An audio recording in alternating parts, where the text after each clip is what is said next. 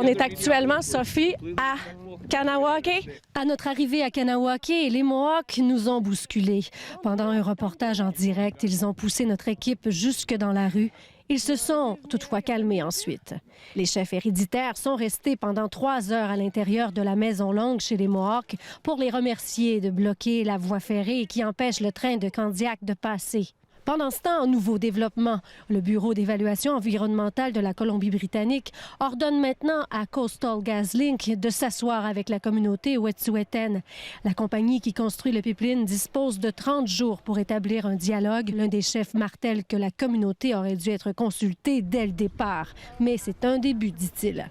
It was inviting, to say the least. And I think we'll take a close look at that, for sure. Selon cet expert, cette ordonnance et la suspension des travaux pourraient ainsi permettre de calmer le jeu temporairement. C'est extrêmement important. En fait, ça viendrait rencontrer une des deux conditions imposées par les chefs héréditaires pour lever leur barricade. Le chef Picard croit quant à lui que c'est le signal que l'entreprise bafoue les droits des wet'suwet'en depuis le début. Ce que ça veut dire, c'est retourner la table à dessein.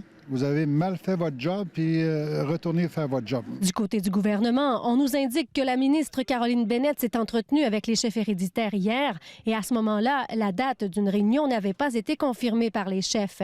Mais en vérité, les chefs sont passés à 2 cheveux de la rencontrer lundi prochain. Mais les propos de Justin Trudeau, qui a commandé la levée des blocus, les a choqués. I think Mr. Trudeau's